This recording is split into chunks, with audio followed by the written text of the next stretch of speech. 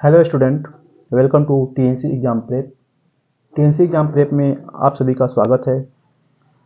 हम लोग आप लोगों के लिए सीयूटी जनरल टेस्ट का जीके और जीएस का जो सीरीज स्टार्ट किए हैं, उस सीरीज़ का ये 8वां लेक्चर है और इसमें हम लोग बात करेंगे ये जो पेपर हुआ है 5 जून 2023 को, और ये सिर्फ थर्ड में हुआ है।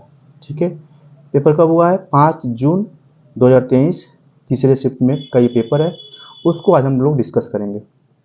और अगर आप लोग 7 लेक्चर देख चुके हैं तो कहीं ना कहीं आपको एक आइडिया लग गई होगी कि पेपर किस तरीके के आ रहे हैं, क्या ट्रेंड है 20 क्वेश्चन का। ठीक है, आप लोग 20-25-100 नंबर किस तरीके से आप गेन कर सकते हैं। ठीक है, ओके, चलते हैं आगे, देखते हैं पहले क्वेश्चन की ओर। पहला क्वेश्चन है, brass is an alloy and it is mixture of. पीतल एक मिश्र धातु है, यह किसका मिश्रण है?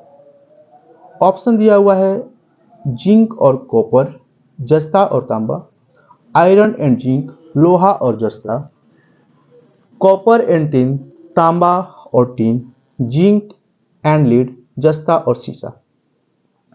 अगर हम बात करें आंसर की तो पहले का आंसर पहला होगा zinc and copper. Brass is an alloy of zinc and copper. चलते हैं दूसरे क्वेश्चन की ओर।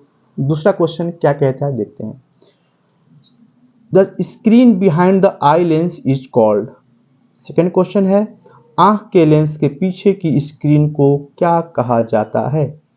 आप सभी लोग क्लास 10th में पढ़े होंगे, ठीक है, कि इस जहाँ पर इमेज बनती है वो उसे क्या कहते हैं हम लोग? रेटिना। क्या कहते हैं हम लोग? रेटिना। तो इसका ऑप्शन नंबर 4 बिल्कुल सही है। ठीक है, screen behind the eye lens it is called retina. Retina पर ही इमेज बनती है, और ये इमेज जो बनती है वो कैसी बनती है? उल्टी बनती है ना। जो इमेज बनता है वो कैसा बनता है? उल्टा इमेज बनता है।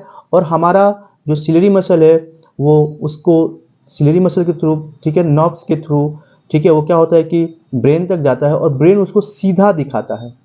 ब्रेन क्या करता है? उसको सीधा दिखाता है। ठीक है ना। तो इस तरीके से वो बनता कहाँ पे है? रेटिना पे बनता है, और ब्रेन इंटरप्रेट करके उसको सीधा करके दिखाता है। ठीक है, आंसर रेटिना 2 का 4। थर्ड क्वेश्चन है, has the highest melting point among metal. कह रहा है कि धातुओं में किसका गलनांक सबसे अधिक होता है? ऑप्शन दिया हुआ है, पहला है ब्रोमीन, दूसरा है मरकरी, पारा बोलते हैं हिंदी में, टंगस्टन, और चौथा कार्बन। तो अगर इसकी आंसर की बात करें कि क्या होगा इसका आंसर, तो इसका आंसर हुआ थर्ड, टंगस्टन। टंगस्टन का जो मेल्टिंग पॉइंट है, गलनांक है, सबसे अधिक होता है, जो कि 3422 डिग्री सेल्सियस होता है टंगस्टन का मेल्टिंग पॉइंट। ठीक है, कितना होता है? 3422 डिग्री सेल्सियस।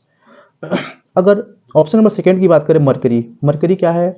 मेटल है, लेकिन ये एक क्वेश्चन पूछा जाता है कभी कभी कि बताइए कि कौन सा ऐसा मेटल है जो कि लिक्विड स्टेट में पाया जाता है? कौन सा ऐसा मेटल है, धातु है ना, जो कि लिक्विड होता है? तो ये मरकरी, जिसे पारा बोलते हैं हम लोग। ठीक है, कभी कभी क्वेश्चन पूछता है कौन सा ऐसा नॉन मेटल है जो कि लिक्विड स्टेट में होता है? कौन सा ऐसा नॉन मेटल है जो कि लिक्विड स्टेट में होता है? तो वो है ब्रोमीन। ब्रोमीन एक ऐसा नॉन मेटल है जो कि लिक्विड स्टेट में पाया जाता है। ये भी लिक्विड स्टेट में होता है, ब्रोमीन भी। ठीक है, तो याद रखना है। चलते हैं अगले क्वेश्चन की ओर। Question number 4। क्वेश्चन नंबर 4 क्या कह रहा है, देखते हैं। क्वेश्चन नंबर 4 कह रहा है कि Ramon Magsaysay award was given to Arvind Kejriwal in. कह रहे कि जो रमन मैक्से पुरस्कार अरविंद केजरीवाल को दिया गया वो किस साल में दिया गया है? ऑप्शन दिया हुआ है 2003 में, 2004 में, 2005 में, या फिर 2006 में। 2003, 2004, 2005 और 2006। तो अगर हम लोग इसके आंसर की बात करें कि आंसर क्या होगा इसका, तो इसका आंसर होगा 2006, 4 का ऑप्शन नंबर 4 सही है। 2006 में इनको रमन मैक्से अवार्ड दिया गया था। ठीक है, अगर मैं बात करूं कि मैक्से अवार्ड की शुरुआत कब हुई थी, रमन मैक्से अवार्ड देना कब शुरू किया गया, तो ये 1958 1958 में पहली बार मैक्से अवार्ड दिया गया था। 1958 से शुरुआत हुई थी इसकी, और जो इस बार जो अवार्ड दिया गया है, इस बार जो अवार्ड दिया गया है वो 65th अवार्ड है, ठीक है। और हम लोग बात करें अगर, ठीक है, रब इस बार किसको दिया गया है, 2023 में किसको अवार्ड दिया गया है, तो ये है रवि कन्नन। रवीन कन्नन को दिया गया है रमन मैक्से अवार्ड 2023 का। ये क्वेश्चन बहुत ही इंपॉर्टेंट है, कि कोई क्वेश्चन पूछे या ना पूछे, ये क्वेश्चन इंपॉर्टेंट है कि इस साल का रमन मैक्से अवार्ड किसको दिया गया है, तो रवि कन्नन याद रखना है, ठीक है। कभी कभी पूछ लेता है कितने इसमें पैसे दिए जाते हैं, तो इसमें $50,000 दिया जाता है, $50,000, ठीक है। डॉलर है ये, रुपए नहीं है, ठीक है। आप लोग कैलकुलेट कर सकते हो, ठीक है। और सर्टिफिकेट वगैरह भी इसमें होता है, ठीक है ना। रमन मैक्से का सर्टिफिकेट वगैरह भी दिया जाता है, तो काफ़ी अच्छा खासा ये अवार्ड होता है। चलते हैं नेक्स्ट क्वेश्चन की ओर। Question number 5। Question number 5 list 1 list 2 दिया हुआ है और इसको मैच करना है। ये स्टेट, कंट्री एंड कैपिटल है, ठीक है। अच्छा चलो, 4 इसमें दिए हुए हैं क्वेश्चन, ठीक है। उसका कैपिटल बताना है कंट्री का। इससे सबसे ज़्यादा अभी न्यूज में कौन है, इजराइल है और यूक्रेन है, ठीक है। स्पेन को छोड़ते हैं, इथियोपिया को छोड़ देते हैं। सिर्फ देखते हैं कि क्या इन दोनों से, ऑप्शन बी और ऑप्शन डी से, इस इजराइल और यूक्रेन से क्या हमें आंसर मिल जाता है। तो आई थिंक सभी को ही पता होगा, ज़्यादातर लोगों को पता होगा कि इजराइल की कैपिटल कहाँ पर है। इजराइल की कैपिटल, अभी इतनी युद्ध चल रहा है हमास को लेकर के, तो इजराइल की कैपिटल कहाँ पे है, जेरूशलम। बी का 4 अगर हम चलते हैं आंसर को चेक करने के लिए कि जहाँ ऑप्शन दिया हुआ है बी का 4 किस में दिख रहा है हम लोग को, थर्ड ऑप्शन देखो आप लोग, बी का 4 सिर्फ एक ही में है, और सिर्फ हमें इजराइल की कैपिटल पता थी और हम लोग कहाँ पहुँच गए, अपने टारगेट पे, अपने आंसर पे पहुँच चुके हैं, ठीक है। अब आंसर पहुँचते ही हमें सारे आंसर मिल चुके हैं। ए का 3 मतलब स्पेन का कहाँ कैपिटल है, मैड्रिड। इजराइल कहाँ पे है वो तो पता है, जेरूशलम है। इथोपिया का अगर किसी को नहीं पता है तो ये पता, अब अदीस अबाबा हो गया।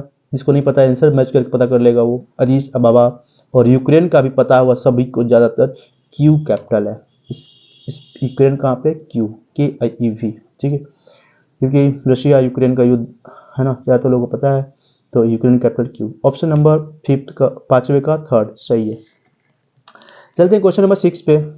6 कह रहा है द सिटी ऑफ 7 हिल, 7 पहाड़ियों का शहर किसे कहा जाता है। 7 पहाड़ियों का शहर किसे कहा जाता है। ऑप्शन दिया हुआ है टोक्यो, काहिरा, एथेंस या फिर रोम। जो इसका सही आंसर है वो है रोम। रोम को सिटी ऑफ 7 हिल के नाम से जाना जाता है। सिटी ऑफ 7 हिल के नाम से जाना जाता है किसको, रोम को। चलते हैं क्वेश्चन नंबर 7 पे, देखते हैं 7 क्या पूछना चाहता है। 7 protects the earth from harmful UV ultraviolet radiation from the sun, है ना। सूर्य से आने वाली हानिकारक अल्ट्रावायलेट विकिरण से पृथ्वी को रक्षा करता है। कौन रक्षा करता है ये बताना हमें, है ना। UV रे जो आती है उससे हमें कौन प्रोटेक्शन देता है। ऑप्शन दिया हुआ है, पहला ऑप्शन है O2, दूसरा ऑप्शन है O3, तीसरा ऑप्शन है CO2, चौथा ऑप्शन है SO2। तो इसका जो सही आंसर है वो है O3, है ना। O3 जो है कि आने वाली जो किरण है उससे क्या करता है, रेडिएशन से हमें प्रोटेक्शन देता है ना। अगर O3 ओजोन लेयर, इसे ओजोन लेयर बोलते हैं, ठीक है ना। O3 क्या कहते हैं, ओजोन परत अगर खत्म हो जाएगा तो क्या डायरेक्ट जब सन की रे आएगी तो स्किन कैंसर वाली बीमारी बहुत भयंकर तेजी से फैलना स्टार्ट हो जाएगी, ठीक है ना। जीना मुश्किल हो जाएगा, ठीक है ना। चलते हैं क्वेश्चन नंबर 8 की ओर। The first women chief minister of Indian state, ठीक है। किस भारतीय राज्य की पहली महिला मुख्यमंत्री है ना। किसी भारतीय राज्य की पहली महिला मुख्यमंत्री कौन है ये बताना है। ऑप्शन दिया हुआ है VN जानकी रामचंद्र, दूसरा है ऑप्शन सरोजनी नायडू, तीसरा है सुचेता कृपलानी, चौथा है शशिकला काशोदकर। अगर हम लोग बात करें कि फर्स्ट वुमेन चीफ मिनिस्टर कौन है तो ये थी सुचेता कृपलानी। सुचेता कृपलानी जो कि फर्स्ट है ना CM थी, ठीक है। ये कब बनी थी, 1963 में यूपी से, उत्तर प्रदेश से 1963 में ये सुचेता कृपलानी है ना CM बनी थी। तो ऑप्शन नंबर 3rd बिल्कुल सही है 8 का। चलते हैं क्वेश्चन नंबर 9 की ओर, देखते हैं क्वेश्चन नंबर 9 क्या पूछना चाहता है। एक क्वेश्चन पूछ रहा है कि the youngest Nobel laureates of the world, पूरे वर्ल्ड का, है ना, विश्व का सबसे युवा नोबेल पुरस्कार विजेता कौन है ना, कौन से ऐसे व्यक्ति हैं या फिर लेडीज हैं या फिर लड़की हैं जिन्हें कि क्या मिला है, यंगेस्ट, है ना, सबसे कम उम्र में मिला है नोबेल पुरस्कार मिला है ना। नोबेल पुरस्कार सबसे कम उम्र में पाने वाली कौन है ये बताना है। ऑप्शन दिया हुआ है लॉरेंस ब्रैग, फर्स्ट ऑप्शन क्या है लॉरेंस ब्रैग, सेकंड ऑप्शन है फ्रेडरिक ब्रैटिंग, थर्ड है मलाला यूसुफजई, फोर्थ है रुडयार्ड किपलिंग। आई थिंक सभी लोगों ने गेस कर लिया होगा। ऑप्शन नंबर थर्ड इज बिल्कुल सही है, मलाला यूसुफजई। मलाला यूसुफजई को 2014 में 2014 में, है ना, 2014 में क्या मिला है, नोबेल पुरस्कार मिला था इनको, ठीक है, नोबेल पुरस्कार मिला था मलाला को, ठीक है। ये पाकिस्तान से है मलाला यूसुफजई, ठीक है। इनको आतंकवादियों ने बहुत सारी गोलियां इन पे दागी थी, क्योंकि ये लड़कियों के लिए लड़ रही थी, लड़कियों की पढ़ाई के लिए लड़ रही थी, है ना, कि लड़कियों को पढ़ना चाहिए। तो इनके ऊपर बहुत सारी आतंकवादियों के द्वारा गोलियां दागी गई, लेकिन फिर भी ये कैसे कैसे बची और फिर ये विदेश चली गई, ठीक है। वहाँ से भी बहुत सारी ये अपना चलाती रहती हैं कार्यक्रम। तो यूसुफजई को मिला है 2014 में नोबेल पुरस्कार, सबसे यंग हैं ये, ठीक है, ये नोबेल पुरस्कार पाने वालों में से। नोबेल पुरस्कार यूं ही जल्दी किसी को नहीं मिलता, ठीक है, बट इन्हें मिला बहुत कम उम्र में, 2014 में मिला था इनको। चलते हैं क्वेश्चन नंबर 10 की ओर। Which one of the following state is the leading producer of copper, कौन सा ऐसा स्टेट है जो कि सबसे ज़्यादा प्रोड्यूसर है किसका, कॉपर का, तांबे का जो सबसे ज़्यादा प्रोड्यूस करता है वो कौन सा राज्य है भारत का। ऑप्शन दिया हुआ है उत्तर प्रदेश, दूसरा है ऑप्शन है मध्य प्रदेश, तीसरा ऑप्शन है उत्तराखंड, चौथा ऑप्शन है उड़ीसा। तो अगर हम बात करें कि सबसे ज़्यादा तांबे का कौन करता है प्रोड्यूस, तो ये है मध्य प्रदेश। मध्य प्रदेश बिल्कुल सही है, सेकंड आंसर इसका होगा, ठीक है, 10वें का सेकंड। अगर बात करें कि कोयला सबसे ज़्यादा कहाँ से निकलता है, तो ये झारखंड से निकलता है। अगर हम बात करें स्टील सबसे ज़्यादा कहाँ निकलता है, तो उड़ीसा से निकलता है, ठीक है। इन सब चीज़ों को याद रखना है। चलते हैं क्वेश्चन नंबर 11 की ओर। Question number 11, the country having natural frontier with India are, कह रहे कि कौन जो हमारा देश है, हमारा देश भारत है, उसका जो नेचुरल बाउंड्री किन किन देशों से लगता है। नेचुरल बाउंड्री किन किन, नेचुरल बाउंड्री की बात कर रहा है, कोई कब्जा लिया है किसी तरीके से, तो वो नहीं, नेचुरल बाउंड्री जो इंडिया मानता है कि ये बाउंड्री हमारी है, वो कौन सा है। पहला ऑप्शन दिया चाइना, बर्मा, नेपाल। देखो पहला ऑप्शन थोड़ा सा देखते हैं, चाइना। अगर हम लोग रियलिटी में बात करें, अगर सभी को लगता है कि चाइना से हमारा बॉर्डर लगता है, चाइना हमेशा अटैक करता है, लेकिन बिल्कुल गलत है। जो चाइना अटैक करता है वो तिब्बत से अटैक करता है, क्योंकि चाइना ने तिब्बत को अपने अंडर में ले लिया है, अपने कंट्रोल में ले लिया है। तिब्बत का जो पार्ट, कभी भी इंडिया का बॉर्डर चाइना से नहीं लगता था, है ना, चाइना से इंडिया का बॉर्डर नहीं लगता था। हमारा बॉर्डर किससे लगता था, तिब्बत से लगता था, और तिब्बत आज में चाइना का पार्ट है, इस वजह से हमें लगता है कि चाइना हमारे बॉर्डर पे है, ठीक है। तो ये पहला ऑप्शन बिल्कुल गलत है, चाइना बर्मा। अगर एक गलत होगा तो सब गलत हो जाएंगे, ठीक है ना। अगर चाइना नेपाल बर्मा से लगता है, बिल्कुल सही है दोनों, लेकिन चाइना इसमें दिया इसलिए ये ऑप्शन गलत हो गया। दूसरा ऑप्शन देखते हैं, अफगानिस्तान, नेपाल, बर्मा। बहुत सारे लोग को लगता होगा कि अफगानिस्तान से बॉर्डर हमारा नहीं लगता है, क्योंकि ऊपर का आधा भाग तो जम्मू कश्मीर का ऊपर का आधा भाग पाकिस्तान के पास है, और इधर साइड का भाग क्या है, चाइना के पास है।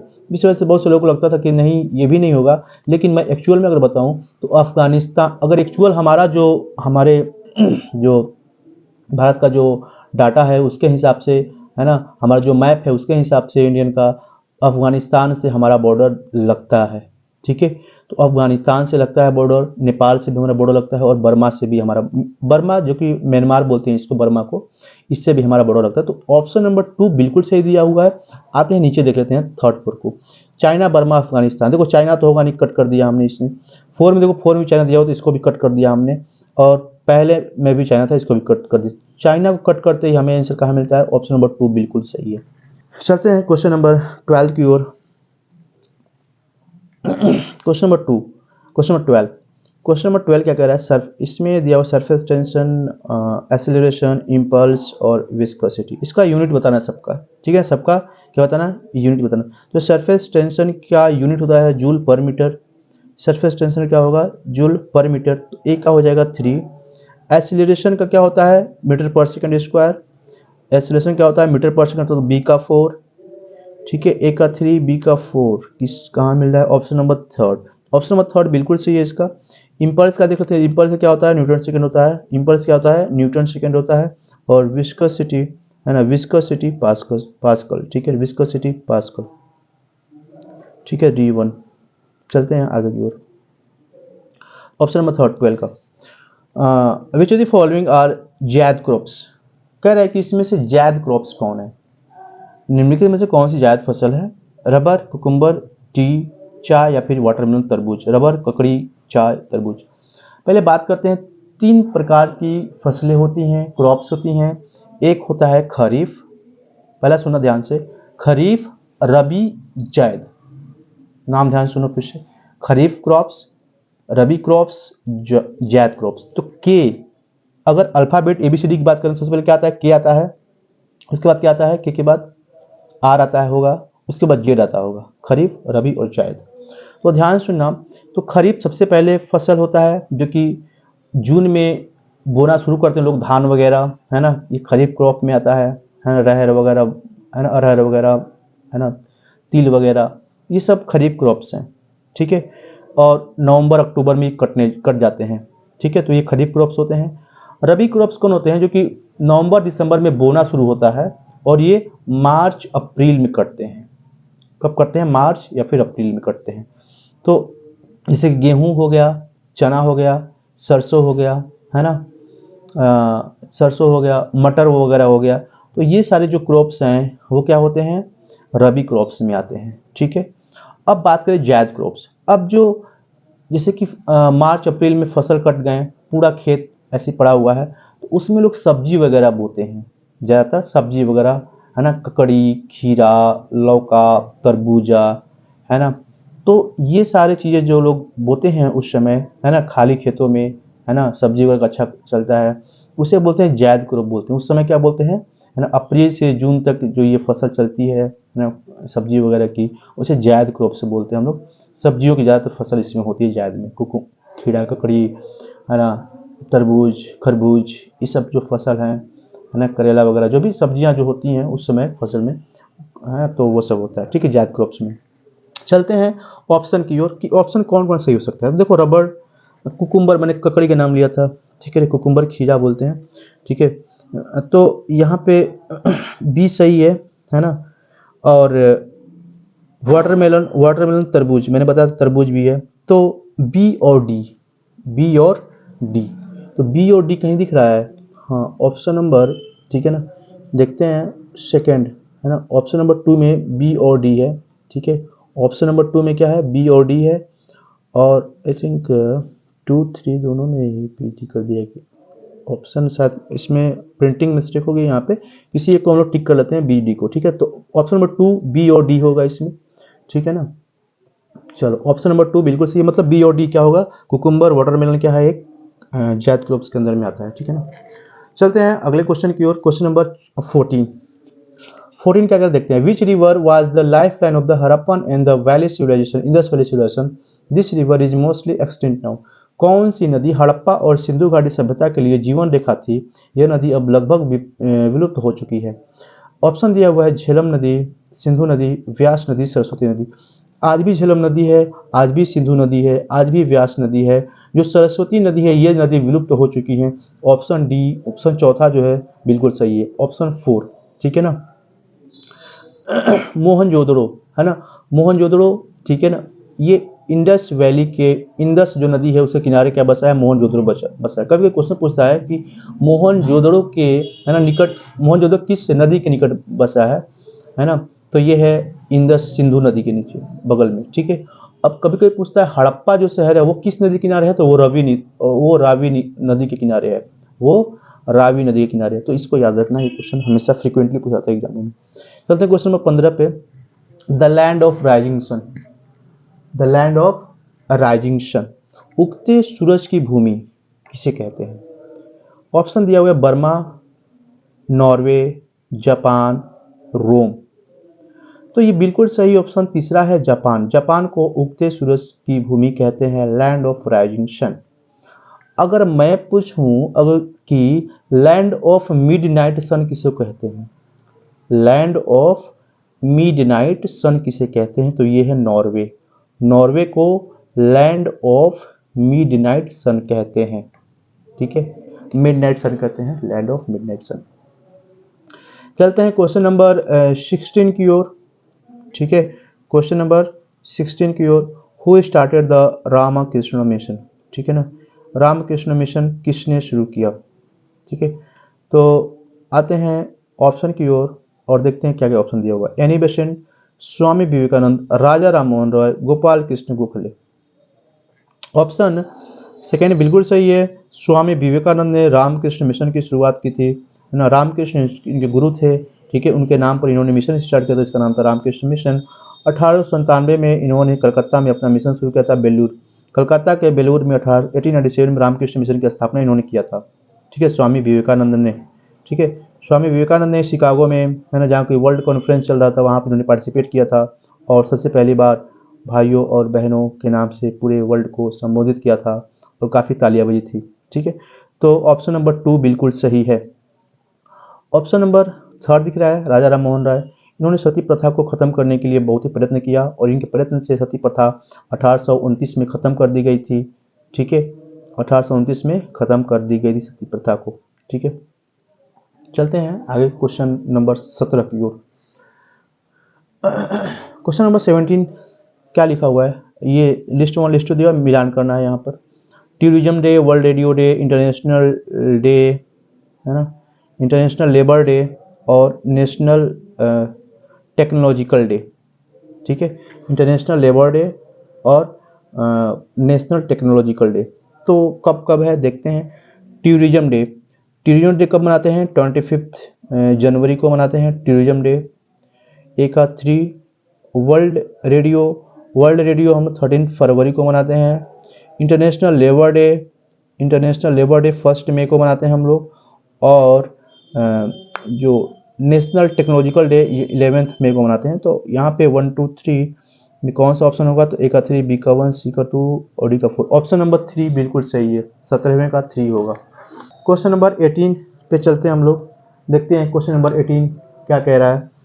Choose the correct sequence of the ocean regarding their size, है ना। तो महासागर के आकार के अनुसार उनका सही क्रम चुनना है, ठीक है। तो कौन सा कितना बड़ा है उसके हिसाब से, आर्कटिक ओशन, अटलांटिक, इंडियन और पैसिफिक। तो अगर हम बात करें कि सबसे बड़ा कौन है, तो सबसे बड़ा पैसिफिक ओशन में, सबसे बड़ा कौन है, पैसिफिक ओशन था, प्रशांत महासागर सबसे बड़ा ओशन है। प्रशांत महासागर के बाद आता है अटलांटिक ओशन, कौन आता है, अटलांटिक ओशन आता है, ठीक है, अटलांटिक ओशन। उसके बाद कौन आता है, इंडियन ओशन, कौन आता है, इंडियन ओशन। और इंडियन के बाद आता है आर्कटिक ओशन। तो यहाँ पे हमें क्या मिला, डी बी सी और उसके बाद ए। तो ऑप्शन नंबर 3 बिल्कुल सही है, डी बी सी ए, ठीक है। तो ऑप्शन नंबर 3। क्वेश्चन नंबर 19 पे चलते हैं हम लोग और देखते हैं question number 19। Somali current, west east monsoon, north equatorial, south west monsoon, अलग अलग मानसून है, अलग अलग है ना करेंट है, इनके बारे में दिया हुआ है। ये किस प्रकार करंट है, वार्म है, स्टेबल है, अनस्टेबल है, कोल्ड करंट है, किस टाइप की करंट है, ये सब दिया हुआ है, ठीक है। देखते हैं सोमाली करंट, सोमाली करंट जो है ये वार्म करंट है, ठीक है, कैसी करंट है, वार्म करंट, तो ए का 3। अब दूसरा है वेस्ट ईस्ट मानसून, ठीक है, वेस्ट ईस्ट मानसून जो है वो होगा कोल्ड एंड अनस्टेबल करंट, ठीक है ना, कोल्ड एंड अनस्टेबल। और उसके बाद है नॉर्थ इक्वेटोरियल, नॉर्थ इक्वेटोरियल जो है वो वार्म और स्टेबल होती है। और साउथ वेस्ट मानसून जो है वो, सॉरी सी का 1 होगा ना, हाँ सी का 1 होगा, वार्म एंड स्टेबल। हाँ साउथ वेस्ट मानसून वार्म और अनस्टेबल, साउथ वेस्ट कैसा है, वार्म और अनस्टेबल है। और जो नॉर्थ इक्वेटोरियल वो स्टेबल है और ये अनस्टेबल है, ठीक है। तो सी का क्या था, 4 था और डी का क्या था, 2 था, ठीक है। तो ऑप्शन नंबर कौन सा मैच कर रहा है, 2। 19 का क्या होगा, 2 होगा आंसर, 19 का 2। क्वेश्चन नंबर 20 देखते हैं। Is the study of women beauty, इसमें से कौन सा मानव सौंदर्य का अध्ययन करता है, मानव की खूबसूरती का अध्ययन करता है। ऑप्शन दिया हुआ है ऑप्थेल्मोलॉजी नेत्र विज्ञान, कैलोलॉजी, ऑस्टियोलॉजी नेफ्रोलॉजी। ऑप्शन नंबर 2 बिल्कुल सही है। कैरियोलॉजी जो है मानव की सौंदर्य का अध्ययन करता है। बी का 2, 20 का 2, 20 क्या होगा 2।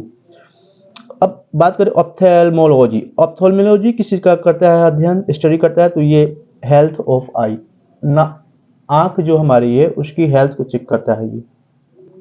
ऑस्टियोलॉजी बोन्स को चेक करता है, हड्डियों को। और नेफ्रोलॉजी किडनी को। नेफ्रोलॉजी किसके लिए है, किडनी के लिए। तो ये रहा आज का हमारा वीडियो। कैसा लगा वीडियो आप लोग कमेंट बॉक्स में जरूर बताइएगा। Thanks for listening. जय हिंद।